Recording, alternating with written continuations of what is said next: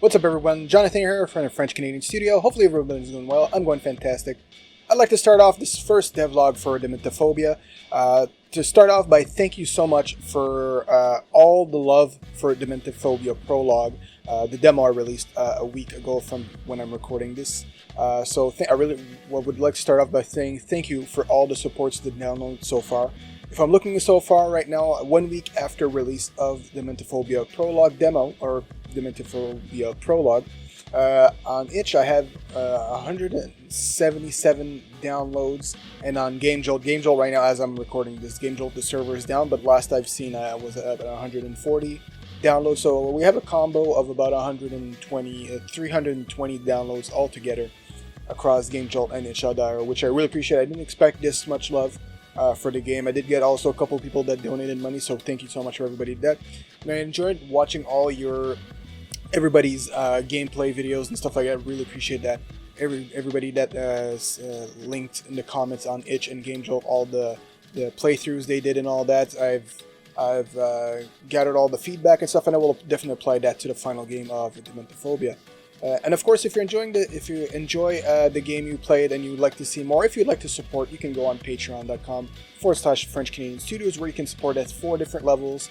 You guys get benefit from early access to screenshot devlogs, this devlog like you're watching now, and of course you get shout outs in the videos. Like right now I would probably be saying a shout out, but there's no patrons right now, but this is where I would shout out people that are patrons. And of course you can, even at the higher tier, you can get an asset made in the game that you will see displayed in the final game of Dementophobia, and so many other things you guys can check. And if you just want to generally support, there is the minimum level there of $2, so $2, $5, $10, or $20 or whatever.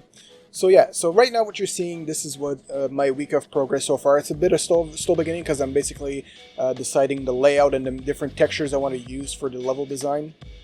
Because as you're going to see through the progression of the devlog, basically I want to try to get a feeling of a facility.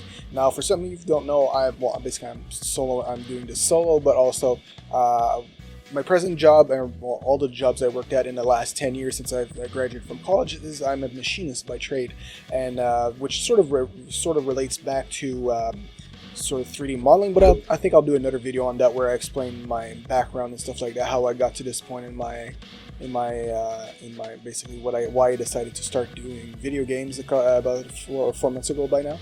But yeah, so I decided to do the layout, 3D modeling of the layout on Blender, so that's what you're seeing in the progression of, and I wanted to go with the facility looking type of building, which is sort of what I've been working in for 10 years. So this is why, like, towards more of the end of the video, you'll see where I'm trying to do corrugated metal, which is sort of where I'm doing sort of corrugated metal, which is usually the standard norm of the last room.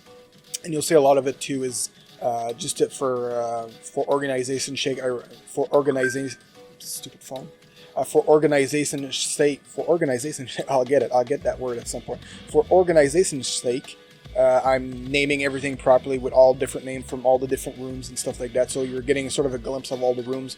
On the first level, this will be a multiple level building that I'm working on. So right, I'm just trying to get the first level done, get everything the way I want it, and more at the end of the video, you'll see I'm working on to get a perfect door, because I'm not going to do the same model, because the one I did in the Dementophobia Prologue was just like sort of not a prototype, but just the basic one I wanted. And honestly, in a facility, in a normal facility, like like a warehouse type building or a production or manufacturing building, stuff like that, usually wooden doors are not. You get some places that use a wooden door, but usually that's not the norm. Usually you'll get more of a metal door, or like a white painted metal door with a small little window. So that's what you're going to see towards more at the end of the video, where I'm molding the door. I'm using the same doorknob that I used in Dementophobia Prologue, because I modeled that one pretty well. I find I just maybe might do a couple of adjustments. There will be a lot of adjustments, so everything you see in Dementophobia Prologue, you'll definitely see a lot more.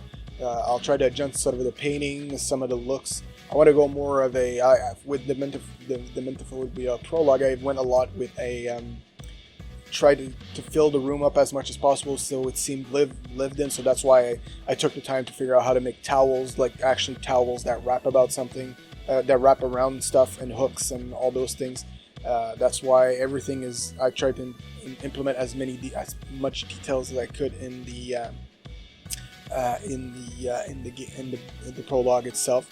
So right now you're getting into the section where I'm doing a lot of the corrugated metal, which is something I was thinking about all day that day when I decided to design it. I decided to try it with a curve because at first I wanted to try to do it like a stupid way of doing like a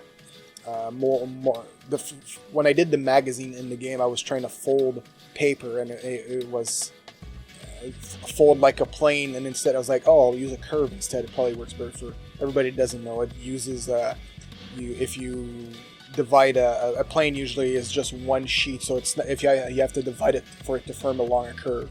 So that's what I'm doing. That's what I did before you got to the part you're seeing right now, where I'm folding it around the curve, basically. And I think at some point I redivide it again, so it hugs the curve even more. And then I do a sort of an array where it just multiplies the sheet metal multiple times and copy it a couple times. And you'll see a bit further here, I'm deciding the color, I think it's right there, where I'm deciding the color. I'm trying to go for a color where it's sheet metal, but at the beginning, the material I imported from 3dtexture.me, I think that's where I found this texture, with galvanized metal. It's a bit too bright, the roughness on it is a bit too bright on it, so I decided to try to tone it down to get it more, which is something I'm going to have to readjust in Unity anyway, but I want it to be more matte, not too shiny, so it resembles more, and give it a bit of a color, because the basic white grayish metal seems plain for the theme of the game. And you'll see for the rest of the game, as it progresses there, I'm sort of going with a sort of a blue theme to get sort of a worried kind of atmosphere to it. I still have to decide, I still have to re-implement post-processing. For people that don't know what post-processing is, basically is literally just trying to adjust the camera feel, give it a more color look to the game, more of a scary, spooky, add deformations to the camera that sort of has vignetting, where sort of the black corners, and sort of warping the view a bit, so it gives you more of a stressed out look and stuff like that. So hopefully you guys enjoyed this little devlog. I'm testing out this format where you're seeing a time lapse of the video, because I don't really have time to try to film stuff like an over shoulder filming and stuff like that, or filming my face. I might add my face at some point, but I really like doing these recording over a time lapse of what I've done during the week. As you saw, you missed a bit of the beginning because I'm still trying to remember, I have to record this, and sometimes recording crashes Blender. It rarely happens, but it does sometimes. But hopefully you guys still enjoyed what you're seeing right now, and I'll try to keep these as regular as I can. They won't necessarily be every time the same day, but hopefully we'll be able to get them on a regular basis. I'm trying for one a week right now, so hopefully we'll be able to do that. So thank you so much for watching this devlog, the first devlog for Dementophobia. Hopefully you enjoyed. If you haven't tried the game, I'll leave a link in the description below where you can try Dementophobia Prologue, which is available on itch and Game Jolt whenever that site comes back up. But thanks so much for all the support. Go follow me everywhere. French Canadian Studio, basically on Twitter is FRCan Studios, on Instagram at French Canadian Studio, Reddit French Canadian Studios, everywhere else I think it's pretty much French Canadian Studios with an S at the end. So thanks so much for watching, and I will catch you in the next one, or on stream. I do stream at VTAM Gamer a couple of times. This week it's the Outer Worlds, so I might be doing that with some edit, some video, some level design. So yeah, so thank you so much for everybody watching, and I will see you in the next one. Keep on keeping on.